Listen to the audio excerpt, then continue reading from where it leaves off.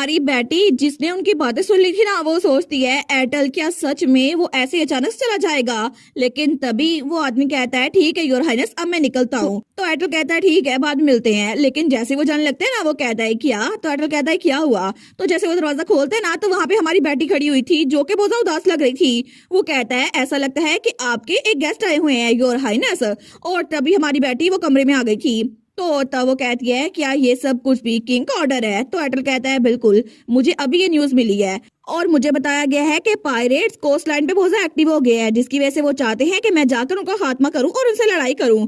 तो हमारी बेटी कहती है आखिर कोई फादर अपने बेटे को इतनी डेंजर जगह पे कैसे भेज सकता है। और मुझे तो लगता है कि वो इस बात की यकीन दहानी कर रहे हैं कि तुम वहां जाके मर जाओ, क्योंकि तुम बैटलफील्ड में नहीं मरे थे इसी वजह से। लेकिन आखिर वो तुम्हारे साथ ऐसा कैसे कर सकती है। तो एयरटेल कहता है स्टार। तो तब उसका हाथ पकड़ते हुए कहता है फिक्र मत करो, जितनी जल्दी मैंने काम खत्म कर लिया ना उतनी जल्दी वापस आ जाऊंगा, ठीक है मैं प्रॉमिस करता हूँ। तो हमारी बेटी सोचती है झूठा, ये तो इसने पिछली बार भी कहा था लेकिन ये कभी वापस नहीं आया। और तब रात को हमें उसका कमरा दिखा जाता है, तो वो सोने लगती है। वो सोचती है एयरटेल ने मुझे प्रॉमिस भी किया है कि वो जल्दी वापस आ जाएगा, लेकिन फिर भी मुझे नर्वस फील हो रहा है। और अगर वो इस बार भी चला गया तो क्या पता वो दोबारा वापस आ पाएगा या फिर नहीं।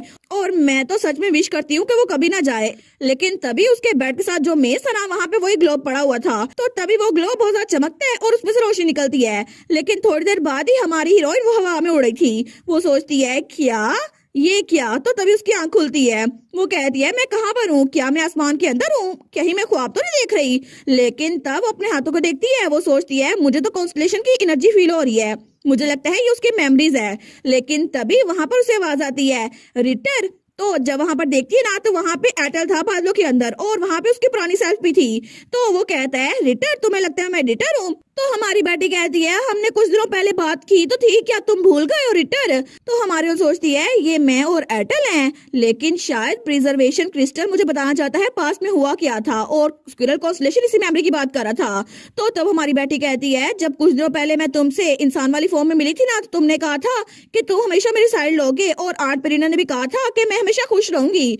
तो एयरटेल कहता है अच्छा मैंने कहा था। तो तभी वो कहता है अरे हाँ मैंने कहा था, मुझे भूल गया, मुझे माफ कर देना, मैं थोड़ा बिजी था इसीलिए। तो हमारी सोचती है क्या आखिर ये ऐसा क्यों बोल रहा है। मेरे रीबोर्न होने से पहले मुझे याद है कि उसके बाद एयरटेल मुझसे मिलने के लिए आया था, लेकिन मुझे लगा था कि वो रिटर है, क्योंकि मुझे गलतफहमी हुई थी ना। रिटर ने मुझसे झूठ बोला था कि वो रात को मुझसे मिलने के लिए आता है, लेकिन मैंने उसके झूठ पे यकीन भी कर लिया था और मुझे उस पर बिल्कुल शक नहीं हुआ था। लेकिन उसने कहा था मैं ना सिर्फ तुम्हारा फियांसे हूँ बल्कि तुम्हारा इकलौता दोस्त भी हूँ, और इसी वजह से मुझे उसकी बात पे यकीन था कि वही एयरटेल है। तो हमारी और सोचती है इस वक्त तो मैं नॉर्थ में हूँ, इसी वजह से ये सब कुछ दोबारा रिपीट नहीं हो सकता। लेकिन फिर भी उस वक्त मुझे लगा था कि ये रिटर है।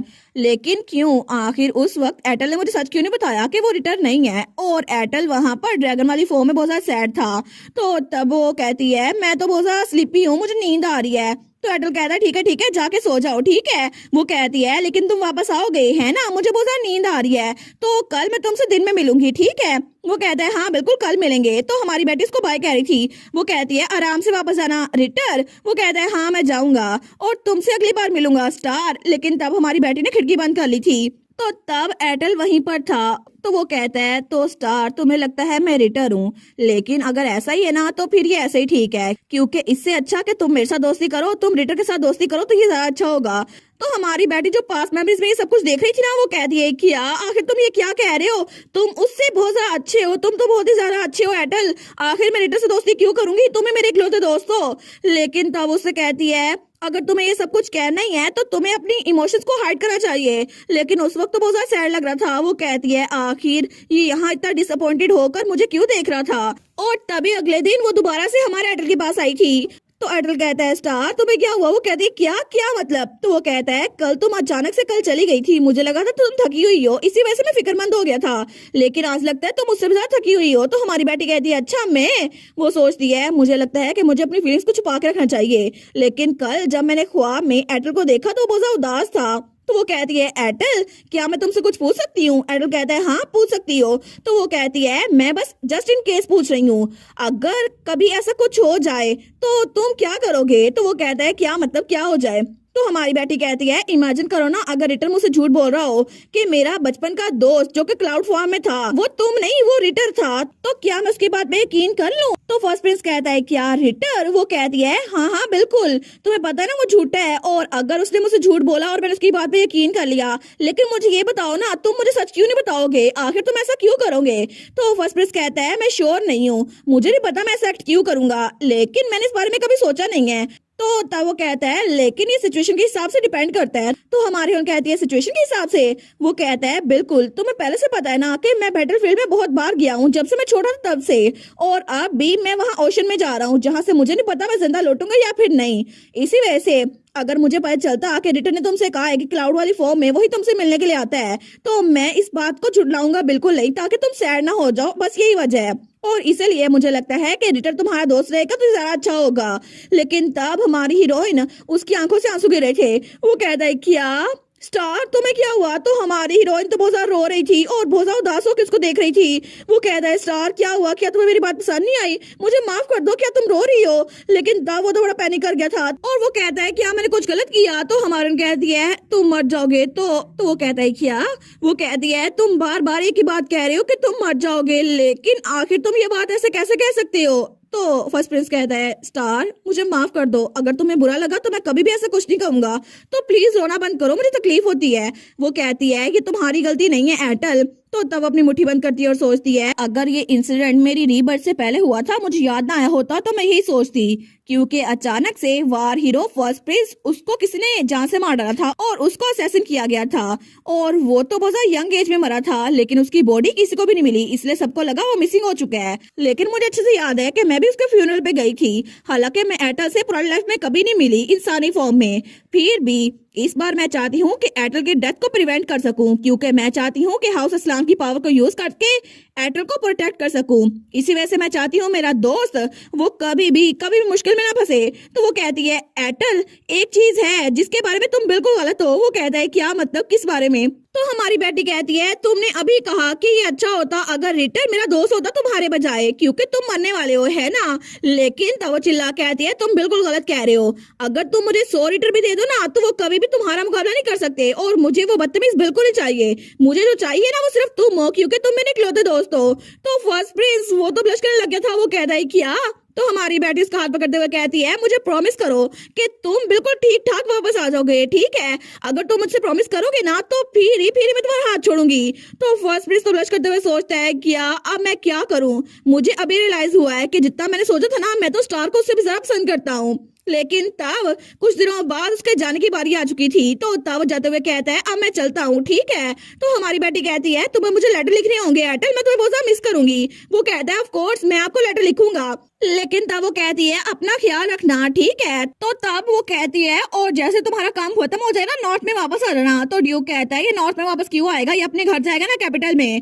तो कालिदूस भी कहता है एग्जैक्टली, मैं उम्मीद करता हूँ कि जैसे इसका काम खत्म होना इसको कैपिटल में बुलवा दिया जाएगा, डैम रेप्टाइल। लेकिन तभी ड्यूक और बेटी उसको घूर कर देखते हैं तो वो चुप होकर गुनगुनाने लग जाता है। लेकिन तब बेटी कहती है तुम्हें क्या लगता है कि हम अगली स्प्रिंग में एक दूसरे से मिल पाएंगे?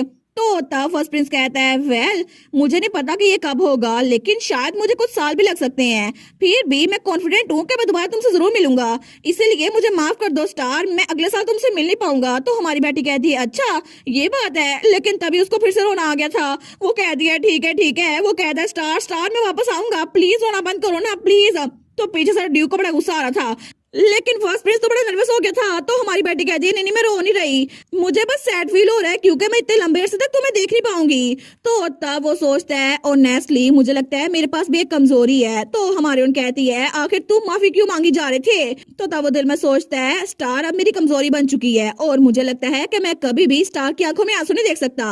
तो तब वो घोड़े पे बैठ गया था। वो कहता है अब मुझे चलना होगा, ठीक है बाय। लेकिन तभी वो कालीतूस को देखता है और तभी कुछ बोलने लगता है। कालीतूस कहता है क्या मेरी तरफ से घूर क्यों रहे हो? तो तब वो कहता है कालीतूस असल में मुझे कहना था आई एम सॉरी। तो काल कहता है किस लिए? तो वो कहता है बाद में बताऊंगा। लेकिन तब वो चला गया था। तो पीछे से कालीतूस कहता है ओए सॉरी क्यों बोल रहे हो, मुझे बता के तो जाओ। लेकिन फर्स्ट प्रिंस पास जाते हुए सोचता है अगर मैंने बता दिया ना तो मैं कल का सूरज देख नहीं पाऊंगा। लेकिन तब वो सोचता है उस दिन मैंने कॉन्फिडेंटली उसे कहा था कि स्टार बिल्कुल मेरे लिए छोटी बहनों की तरह है, लेकिन इस वक्त मुझे लगता है मैं वो प्रॉमिस रख नहीं पाऊंगा, क्योंकि अब से स्टार मेरे लिए बिल्कुल भी छोटी बहनों की तरह बिल्कुल नहीं है और ये बात मुझे कंफर्म है। और वहाँ पे बैठी उसको बाय कर रही थी और कालीतूस अपने हाथ चटक रहा था कि आखिर मुझे बता क्यों नहीं गया।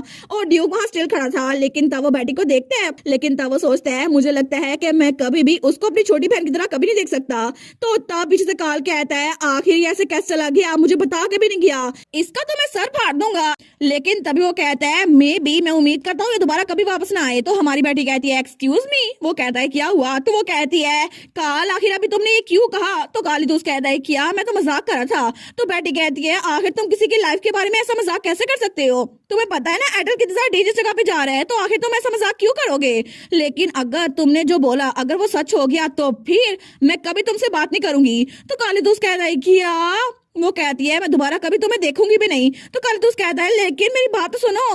तो तब वो कहती है मैंने कहा ना दोबारा ऐसा कुछ मत कहना। वो कहता है बुशी टेल तुम मुझ पे उस बदतमीज की वजह से गुस्सा हो रही हो। लेकिन तभी ड्यूक उसको देखता है, वो सोचता है कितना ट्रेजिक है ना। तो तब ड्यूक अपनी बेटी के कंधे पे रखता है और कहता है माई बेबी फर्स्ट प्रिंस बहुत ज्यादा स्ट्रॉन्ग है। वो सोचता है हालांकि वो मेरी स्ट्रेंथ का मुकाबला नहीं कर सकता, लेकिन तब वो बेटी से कहता है मैं श्योर हूँ कि वो बिल्कुल सेफ रहेगा। और वो दिल में सोचता है एक्चुअली सी बहुत ज्यादा डेंजरस होगा, लेकिन मैं उसकी हेल्प कर सकता हूँ ताकि मेरी बेटी उदास ना हो। तो वो कहता है मैं प्रॉमिस करता हूँ कि मैं उसके लिए सपोर्ट भेजता रहूंगा, क्योंकि फर्स्ट प्रिंस बिल्कुल ठीक रहेगा, तुम फिक्र ना करो।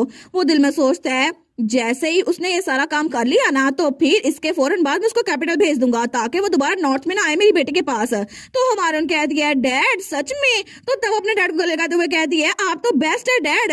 लेकिन काली दोस्त कह रहा है किया आखिर फादर आप ऐसा कैसे कर सकते हैं, आपने उसका दिल ये बात कहकर जीत लिया जिसका आपका मतलब भी नहीं था। तो ड्यूक कहता है क्या मतलब, मैंने जो बात की है ना मेरा वही मतलब था। लेकिन तभी फर्स्ट प्रिंस वो तो थोड़ा दूर निकल आया था। तो तभी पीछे से काली दोस्त अपने डैड को डांटी जा रहा था, लेकिन हमारे यहाँ सोचती है एटल प्लीज सेफली वापस आना क्योंकि मैं तुम्हारा इंतजार करूंगी। और तब जाते जाते फर्स्ट प्रिंस उसको मुड़ते हुए देखते हैं, लेकिन तब वो दिल में सोचती है मैं तुम्हारा इंतजार करूंगी मेरे प्यारे दोस्त। और ये आखिरी बार था कि वो लोग अपने बचपन में मिलने वाले थे, क्योंकि इसके बाद वो लोग जब बड़े हो जाएंगे ना तब मिलेंगे और वो सीन तो बहुत ही ज्यादा मजेदार होगा।